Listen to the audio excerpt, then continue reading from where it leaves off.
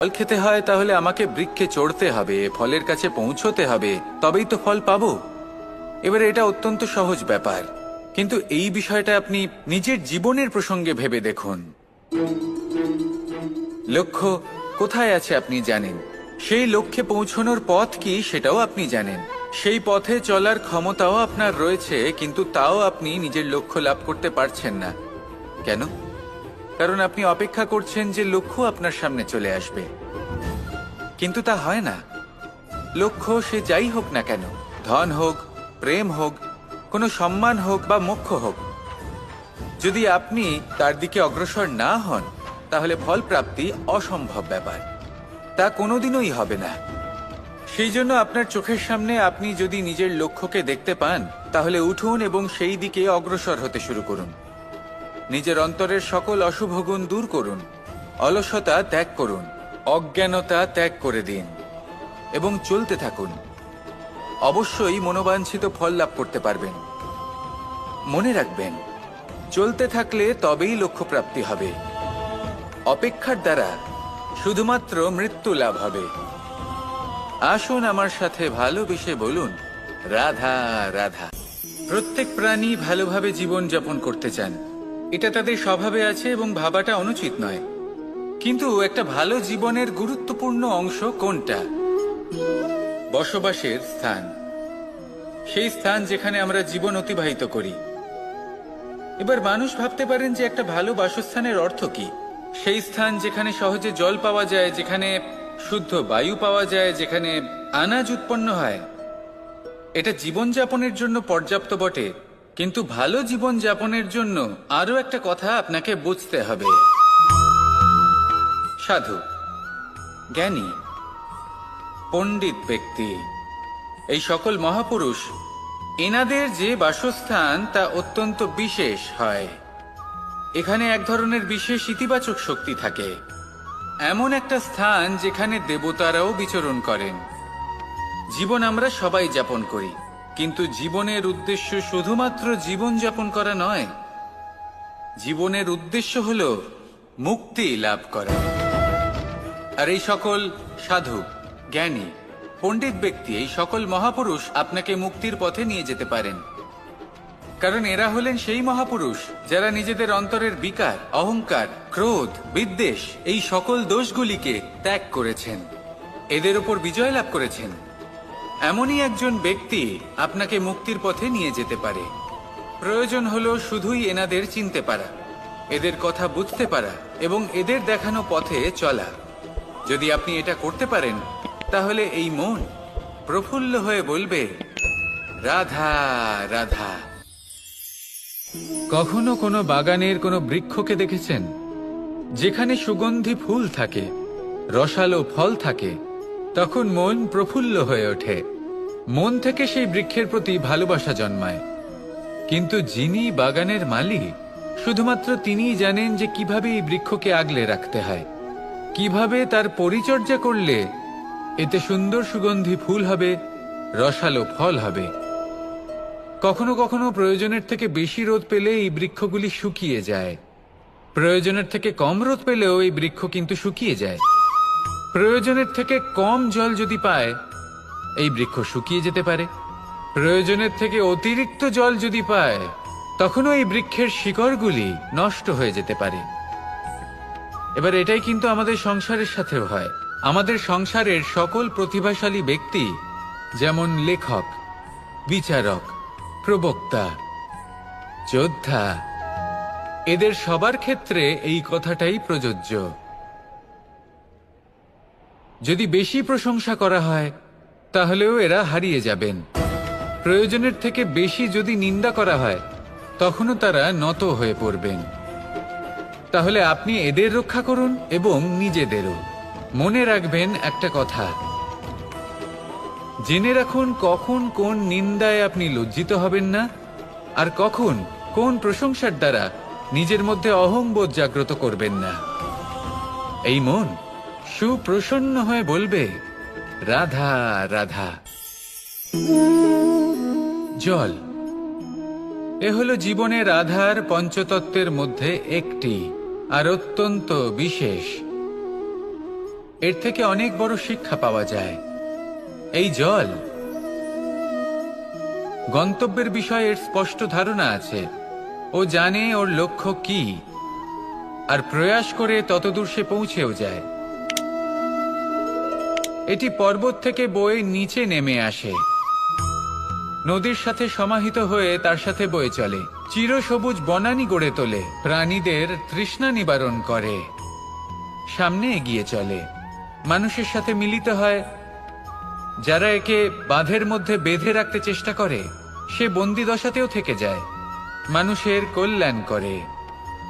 তারপর বাঁধ থেকে মুক্তি পেয়ে এগিয়ে চলে, কোথাও ধাক্কা খায়, কোথাও বাধা পড়ে, কোথাও যদি পথ খুঁজে না পায় তাহলে পথ খুঁজেই নেয়, আর যেখানে পথ থাকে না সেখানে পথ বানিয়ে নেয়, আর শেষ পর্যন্ত নিজের লক্ষ্যে পৌঁছেই যায়, অর্থাৎ সমুদ্রে গিয়ে সমাহিত হয়ে যায়।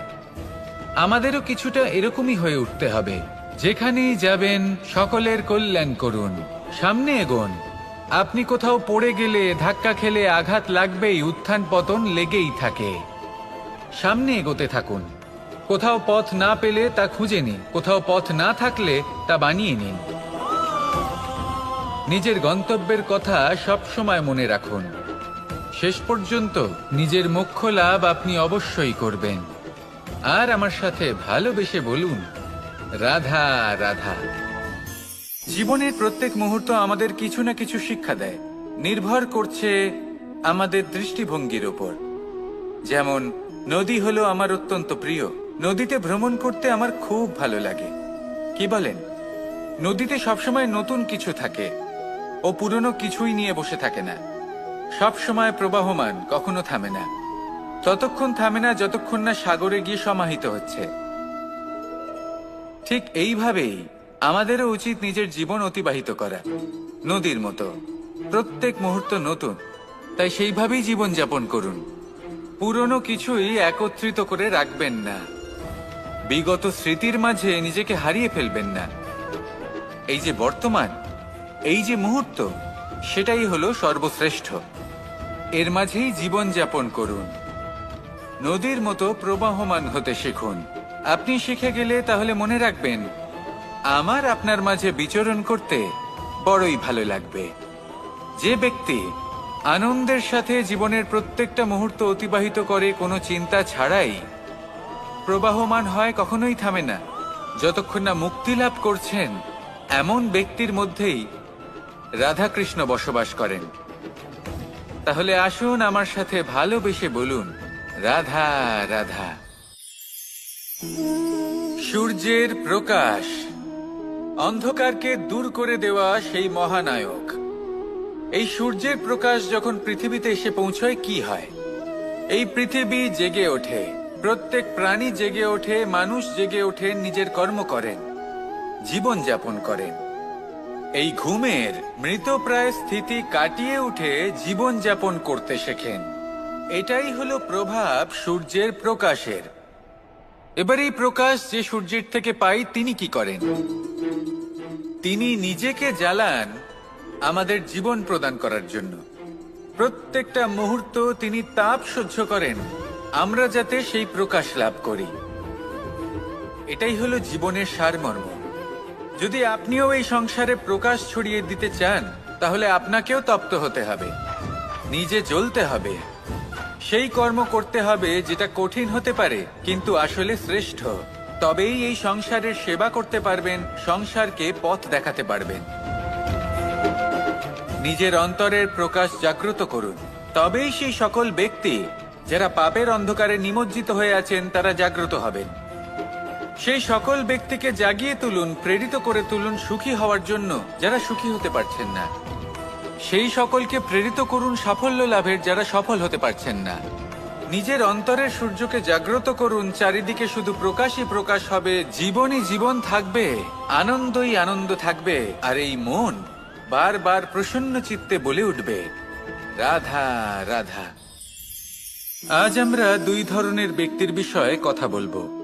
প্রথম জন হলেন যে প্রয়োজনের থেকে অনেক বেশি পরিমাণ ধন উপার্জন করে থাকেন, তার কাছে ততটা ধন থাকে যতটা তার প্রয়োজনও নেই, তারপরেও আরো ধন উপার্জন করতে চেষ্টা করতে থাকেন, সকল সম্ভব চেষ্টা করেন, সকল সম্ভব কর্ম করেন, তা সে উচিত কর্ম হোক বা অনুচিত, তাতে তাদের কিছুই যায় আসে না। তারা শুধুই এই সংসারের সকল সুখ ভোগ করতে চান, সকল স্বাচ্ছন্দ্য লাভ করতে চান। আজীবন তারা প্রচেষ্টাই করতে থাকেন।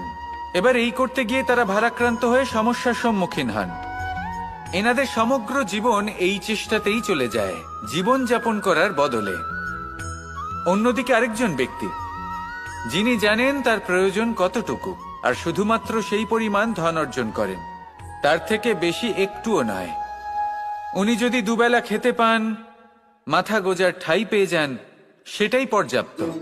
তাতেই তিনি আনন্দে জীবন যাপন করেন, না কোনো বৃথা চিন্তা করেন, না কোনো বৃথা কষ্ট করেন। এবার আমি আপনাদের জিজ্ঞেস করব, এই দুই ব্যক্তির মধ্যে আপনি কোন ব্যক্তি হতে চাইবেন? বেশিরভাগ মানুষ এটাই বলবেন যে আমরা সেই দ্বিতীয় মানুষ হতে চাই যারা সন্তুষ্ট। কিন্তু যদি মন দিয়ে দেখেন, আপনিও সেই কর্মই করছেন যা প্রথম ব্যক্তি করেন। আপনারা সবসময় চেষ্টা করে চলেছেন, এটাও লাভ করতে হবে, ওটাও লাভ করতে হবে, আমার এটারও প্রয়োজন, ওটারও প্রয়োজন। আপনি অনেক কিছু লাভ করেছেন, কিন্তু প্রশ্ন এটাই যে আপনার কি সেই সবকিছুর প্রয়োজন রয়েছে? এর উত্তর আপনার অন্তর মনে রয়েছে। আপনার মন জানে যে আপনার প্রয়োজন কতটুকু। সেখানে গিয়ে দেখুন। সন্তুষ্টি মানুষকে আনন্দ দেয়। মানুষ যতটা সন্তুষ্ট হবে, ততটাই সে আনন্দ লাভ করবে। এবার আপনাকে এই সিদ্ধান্ত নিতে হবে যে আপনি কখন আর কোথায় সন্তুষ্টি লাভ করবেন, কত কিছু লাভ করার পরে সন্তুষ্ট হবেন। এই উত্তর আপনি মন থেকে পাবেন। এই সমাজের চাহিদায় জড়িয়ে নিজেকে বিভ্রান্ত করবেন না। নিজের অন্তরের এই মিথ্যে অহংবোধকে প্রশ্রয় দিতে গিয়ে যদি আপনি এরকম প্রয়াস করতে থাকেন, তাহলে জীবনযাপন কখন করবেন? থেমে যান, শান্ত হয়ে যান, নিজের অন্তর মনে নিমজ্জিত হয়ে দেখুন যে সন্তুষ্টি কোথায়। এই সন্তুষ্টি লাভ করুন। এই মন প্রসন্ন হয়ে বলবে, রাধা রাধা। ক্ষমা একটা অত্যন্ত সুন্দর শব্দ, আমার খুব প্রিয় শব্দ, কিন্তু এই ক্ষমা কখন আর কিভাবে প্রয়োগ করতে হবে সেটা বোঝা প্রয়োজনীয়। এক, যদি আপনি কোনো অন্যায় করেন আর ক্ষমা না চান, ক্ষমা প্রার্থনা না করেন, ক্ষমা চাওয়া থেকে এড়িয়ে যান, তাহলে তাতে আপনারই ক্ষতি হবে। কিভাবে? ক্ষমা না চাইলে মনের মধ্যে অহংকার জাগ্রত হয়, আর অহংকার তো প্রকৃত অর্থে আমাদের ক্ষতিই করে।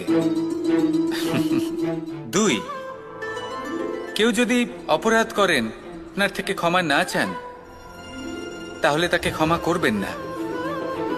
ক্ষমা হলো অত্যন্ত অমূল্য, আর না চাইতেই কাউকে ক্ষমা দান করা এটা উচিত নয়।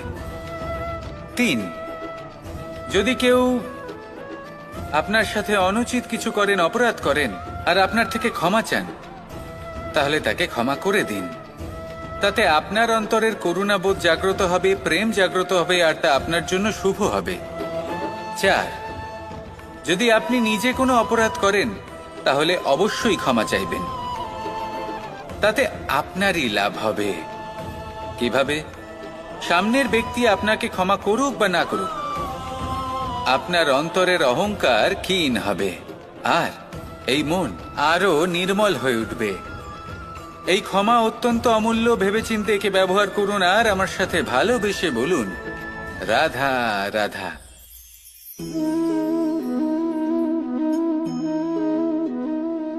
ভোজনের দ্বারাই শরীর পুষ্টি লাভ করে। ছোটবেলা থেকে আজ পর্যন্ত যাই আপনার ভোজন হয়ে থাকুক, যাই আপনার আহার হয়ে থাকুক, সেই অনুসারেই আপনার শরীর গঠিত হয়েছে। এই ভোজন অত্যন্ত গুরুত্বপূর্ণ, সেই জন্য এর প্রত্যেক অংশকে বোঝা খুব আবশ্যক। প্রথম অংশ, যে আমরা কি গ্রহণ করছি, এই ভোজন কোন স্থান থেকে আসছে সেটা বুঝুন। দ্বিতীয় অংশ, ভোজন কে বানাচ্ছেন। এই ভোজন সর্বশ্রেষ্ঠ তখনই হয় যখন মাতার হাতে তৈরি করা ভোজন হয়। কিন্তু যদি মাতার তৈরি করা ভোজন আপনি প্রাপ্ত নাও করতে পারেন, তাহলে সেই ব্যক্তির ভোজন তৈরি করা উচিত যিনি সাত্ত্বিক। তৃতীয় অংশ, কোন স্থানে আপনি ভোজন গ্রহণ করছেন। যে স্থানে আপনি ভোজন গ্রহণ করছেন তা সাত্ত্বিক হওয়া উচিত। তা হলো অত্যন্ত গুরুত্বপূর্ণ।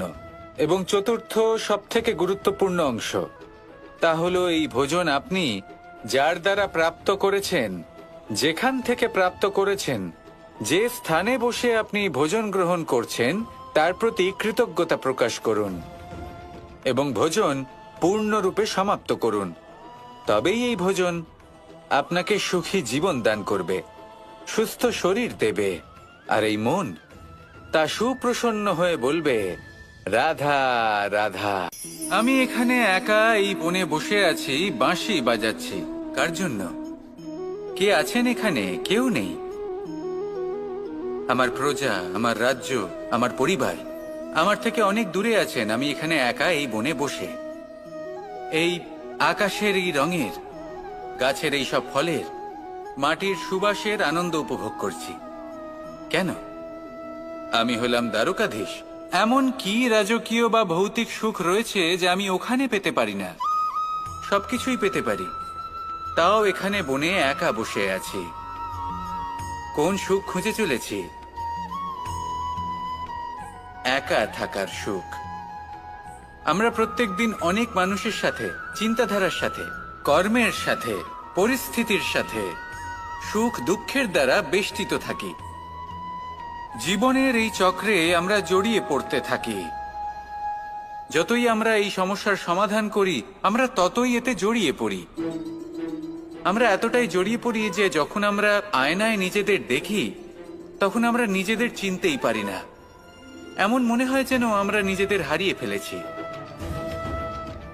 সেই জন্য প্রত্যেক দিন আপনি কিছু সময় নিজের সাথে কাটান একান্তে।